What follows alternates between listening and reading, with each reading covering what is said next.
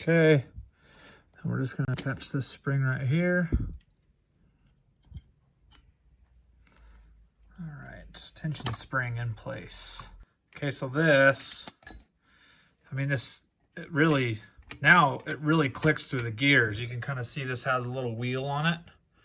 So that actually is what falls into each of the lobes on this little drum.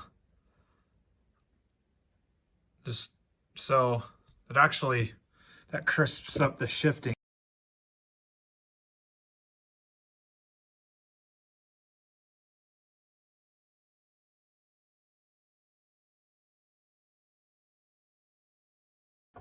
Okay, so then this super flat washer goes on here, and then we've got a snap ring that goes on there.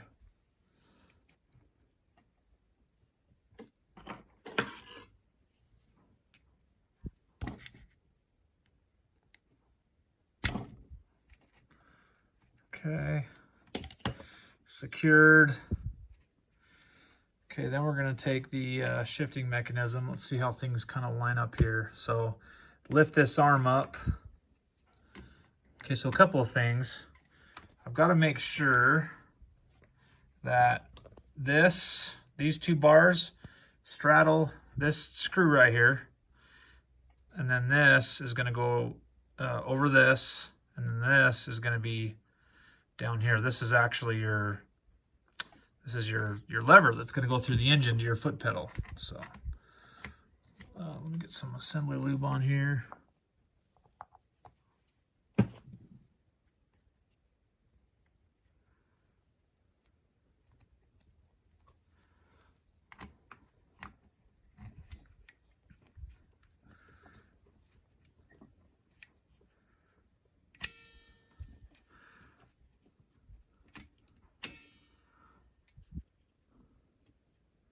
All right, so if you'll notice, because I didn't change anything with this adjusting screw down here, when I put this in first gear, I now have my shifting drum arrow lines up with this mark that's on the shifting lever. So I know that that is now correct. And this is in first gear. So if I go to neutral, it's off slightly, but if I want to go to neutral now, I have to lift this up manually, and then I can turn it to neutral. So turn it back to first gear, and the marks line up. So, okay. So there's that. I'm going to push this in. Okay, and then I'm going to have a snap ring to put on here. I don't believe that I have a washer that goes on there first. So this is going to be here.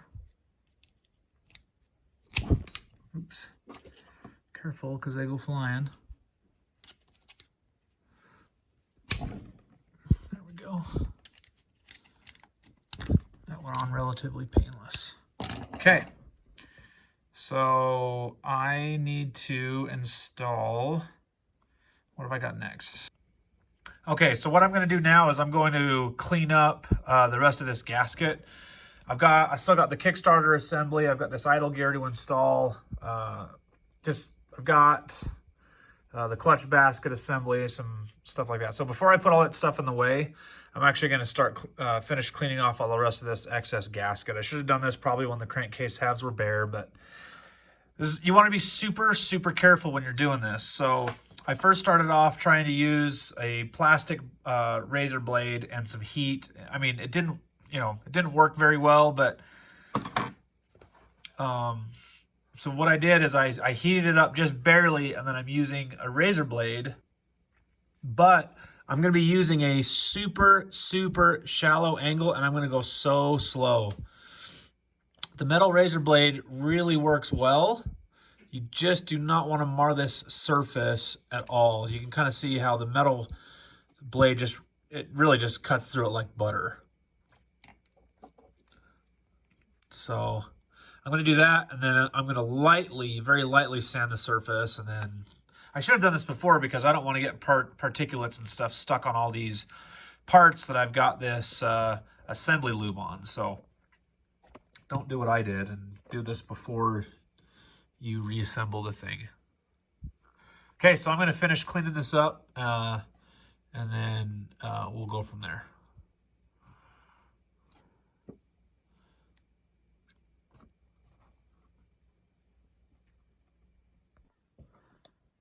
Okay, so note, I previously put this drive gear on incorrectly. I put it on backwards. So it needs to go on with the flat side in.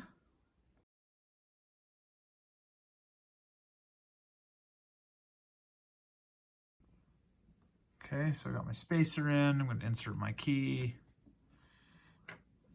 This is what they call, let's see, the drive gear. Okay, so 44 foot-pounds is going to convert to 528 inch-pounds. So I've got it set at 520. Oh, that's good enough for me.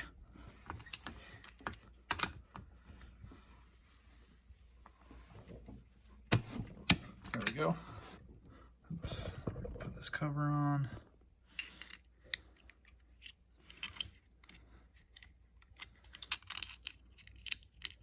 I'm actually going to add just a little bit of Loctite on this bad boy.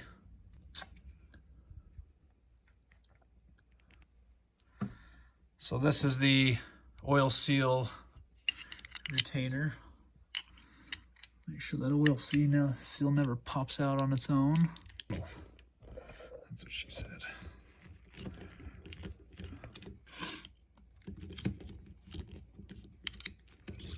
Okay, so I'm going to turn this engine up on its side so that I can use my impact driver to tighten this bad boy.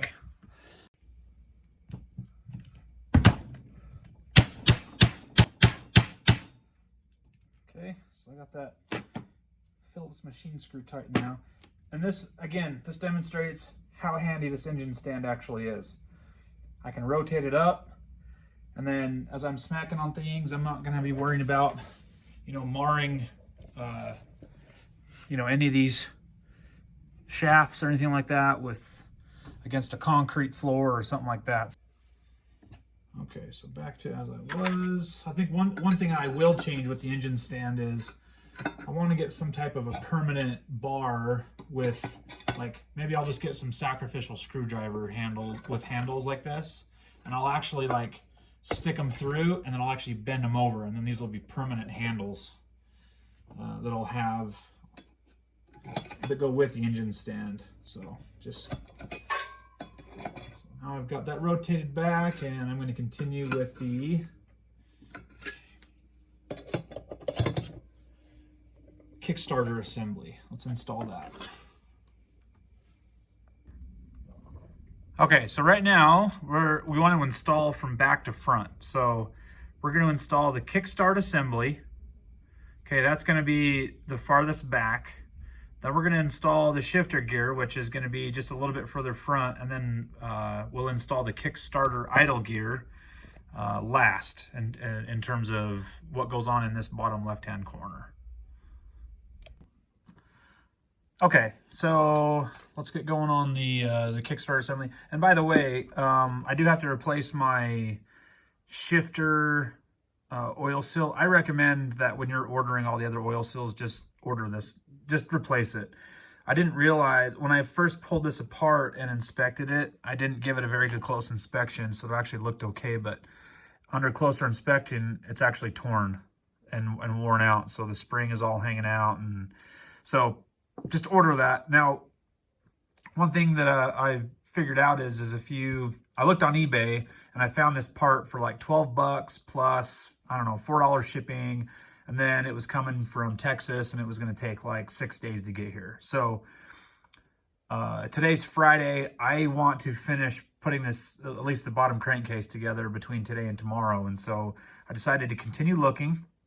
The part number is 931012060. That's the Yamaha part number.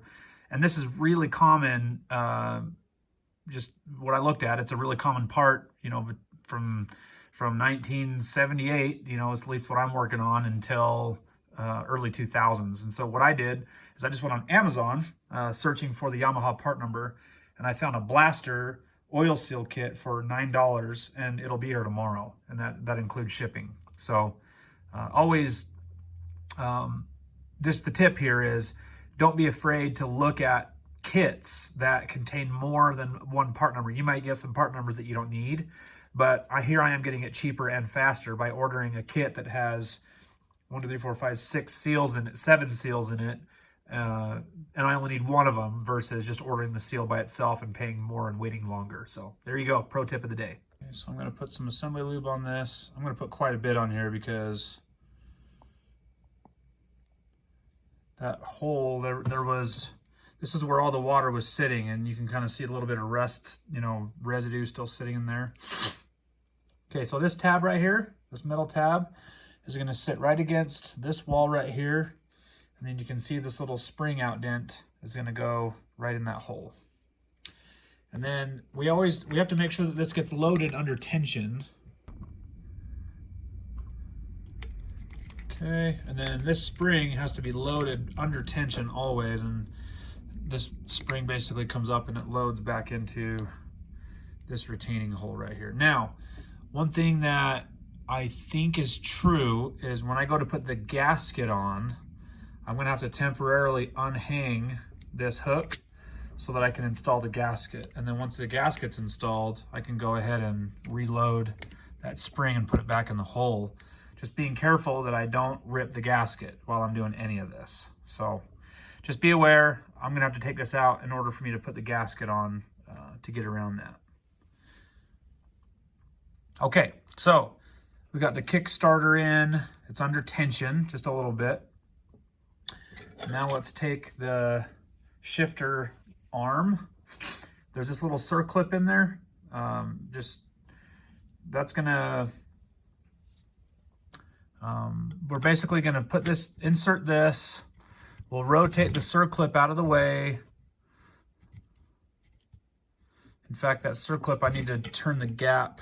I need to turn this gap so that I can actually get in there. Okay. And then once I get it in, I probably should put some assembly lube on this. I'm going to shove that in there. Okay, there is this.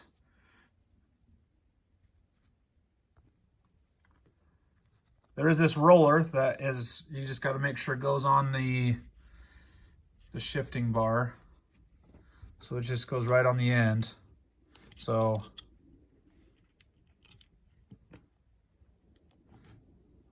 if you can work that through the other side, then you'll push it in as far as the circlip will allow you to pull it through. So if you just kind of have to, this is why adding this assembly lube is so important, because it is a little bit of a tight fit.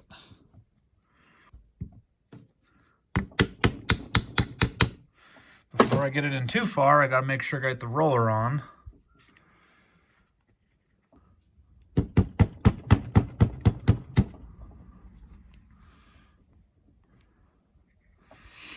And then that is a pretty tight fit over there. I don't know why. I'm gonna have to look at that. Okay, so that's in. Looks like the shifter, the Kickstarter came out. So I'm just gonna reload that real quick. Okay, so now I've got the Kickstart idle gear to install. That'll be the last gear that needs to be installed. So before I do that, I've got a snap ring that I've got to get over this shaft. So this snap ring goes on first.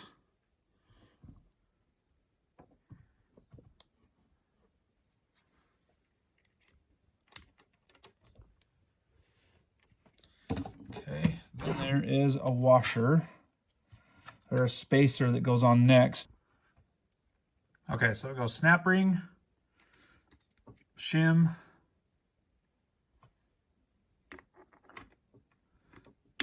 gear, shim, snap ring. And there's I'll put the diagram on the screen here so you can see that I'm not, and I'm also double checking as well as I'm moving along here that I'm not forgetting any parts.